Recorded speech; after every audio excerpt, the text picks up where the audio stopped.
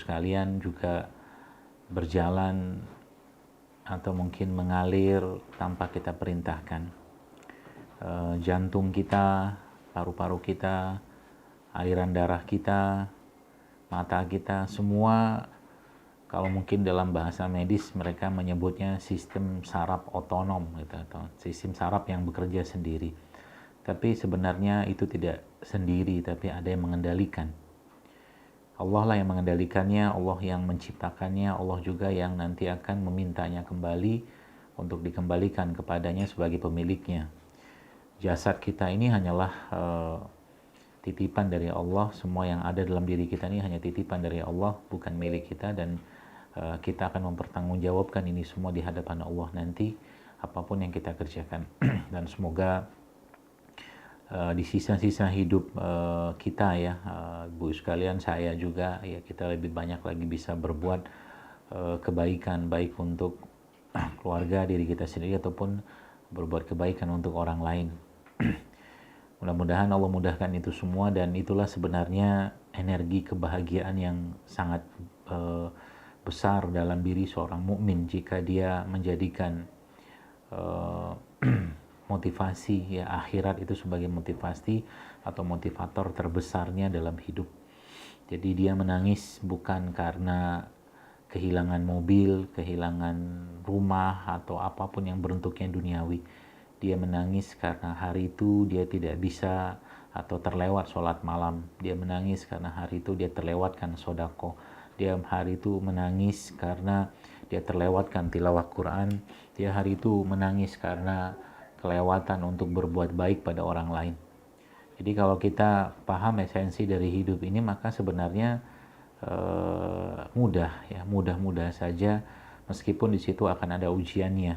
Yang ujian-ujian tadi sudah diberitakan oleh Al-Quran dan hadis-hadis Nabi SAW dengan sangat sempurna pastinya.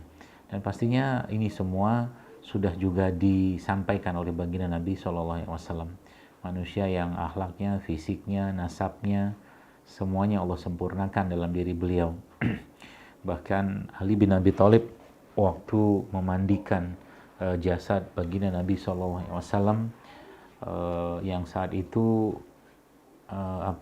para sahabat, ada 3 orang sahabat yang memandikan jasad Nabi, itu subhanallah, ternyata dari badan Nabi itu tidak keluar satupun kotoran ya. Itulah sebabnya Ali radhiyallahu anhu mengatakan bahwa ketika engkau hidup engkau dalam keadaan yang sangat baik, ketika engkau meninggal pun engkau dalam keadaan yang baik. Jadi subhanallah ya, Rasulullah SAW adalah orang yang sangat kita cintai dan harus kita cintai, dan kita jadikan satu-satunya manusia yang sangat kita cintai, bahkan lebih dari diri kita sendiri atau lebih dari orang tua kita. Dan pastinya Allah yang juga harus kita letakkan itu sebagai zat atau Tuhan ya, Rob kita yang sangat kita cintai dan sangat ingin kita bertemu dengannya nanti bersama baginda Nabi alaihi salatu wassalam. Baik, Ibu sekalian, terima kasih atas undangan dari grup X-Quiet lah, seperti itu ya. Mudah-mudahan apa yang saya sampaikan ini bermanfaat dan bisa menginspirasi Anda semua ya untuk hidup lebih baik. Topiknya jelita ya, jelang dan setelah 50 tahun ya. Mudah-mudahan kok yang hadir ini juga 50 tahun semua gitu, jadi sesuai dengan kuota kita. 50 tahun. Ala kulli hal ya. Ada sudah lebih ya.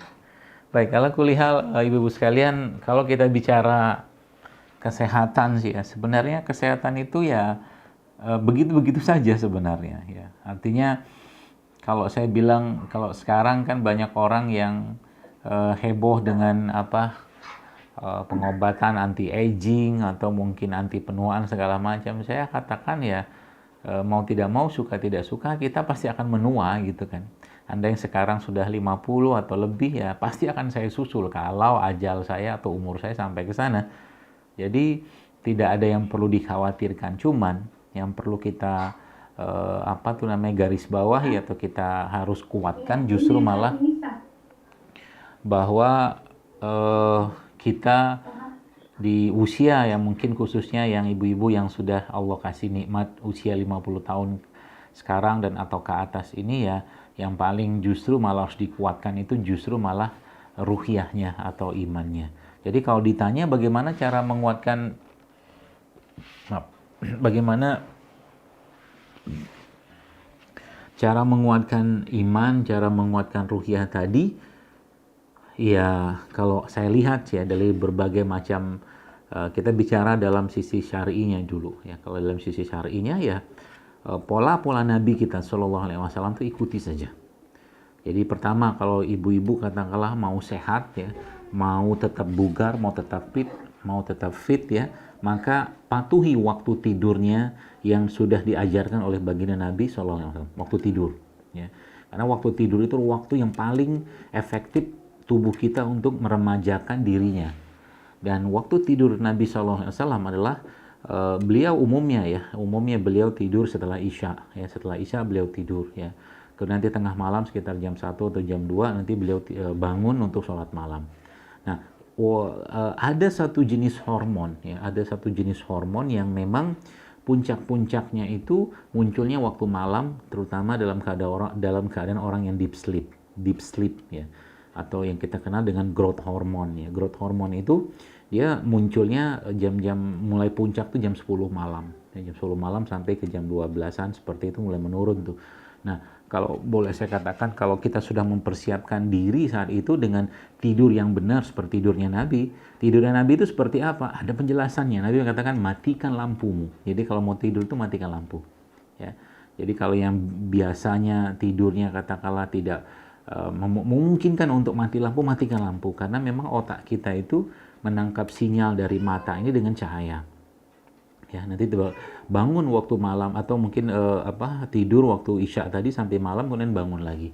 Nah, itu cara-cara terbaik untuk peremajaan sebenarnya. Jadi kalau Anda buka riset ya, ibu-ibu buka penelitian-penelitian tentang hubungan tidur dengan kanker, hubungan tidur dengan penyakit-penyakit degeneratif, itu sangat erat kaitannya.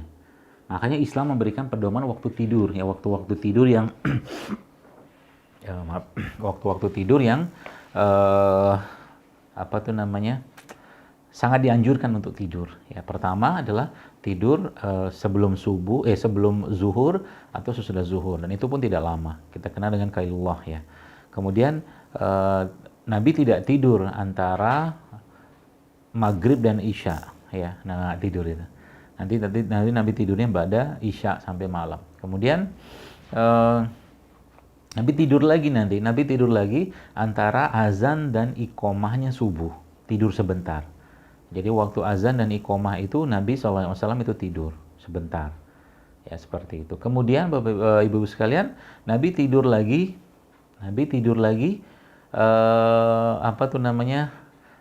siang balik ke zuhur tadi, gitu loh. Jadi ada 3 waktu tidurnya Nabi itu secara umum, ya. Maka itu patuhi waktu tidur. Jadi jangan suka begadang, jangan suka nggak tidur. Jadi kalau nggak penting tidurlah gitu kan. Kecuali nggak tidur tadi ada urusan dengan ibadah, ada urusan dengan ketaatan. Mungkin suaminya minta tolong apa itu lain cerita, ya lain cerita seperti itu. Ya, jadi itu waktu tidur. Nah, tubuh kita ya, tubuh manusia secara umum ya, apalagi wanita itu secara umum ya, kalau kita lihat angka penyakit degeneratifnya itu sebenarnya secara umum dia nggak banyak ya, nggak terlalu banyak seperti halnya laki-laki ya.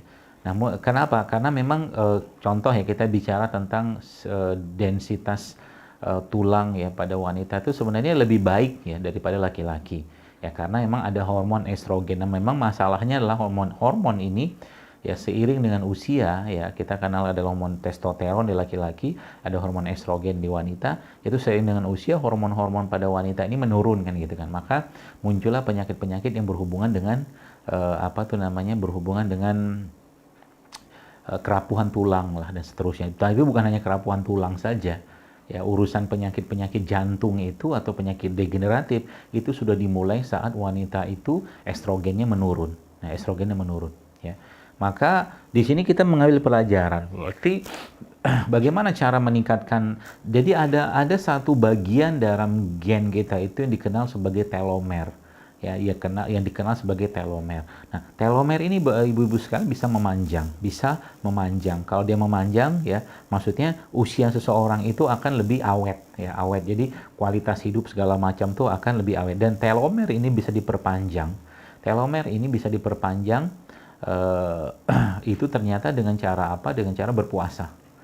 Jadi kalau boleh saya katakan di usia 50 tahun seperti sekarang ini, ibu sekalian, itu waktunya yang paling tepat Anda pertama untuk memperbanyak puasa-puasa sunnah. Jika suami tidak meminta Anda untuk tidak puasa, ya, misalkan ada keperluan hajat suami istrinya, misalkan gitu kan, dia akhirnya memanggil Anda, tuh lain cerita. Tapi kalau saya boleh menyarankan di usia 50 tahun ini perbanyak puasa-puasa sunnah, karena itu akan memperpanjang telomer yang ada pada gen tadi. Seperti itu, ya. Atau kalau sekarang kan kalau dunia barat mengenalnya sebagai intermittent fasting. Jadi sebenarnya kita nggak perlu intermittent fasting. Jadi kalau Anda mau mengawet mudakan sel, jadi kalau mau ditanya mengawet mudakan sel, mencegah penyakit degeneratif, menyeimbangkan hormon, memperbaiki sel-sel yang sudah rusak, membuat tubuh itu memakan sel-sel yang rusak segala macam, maka jawabannya puasa.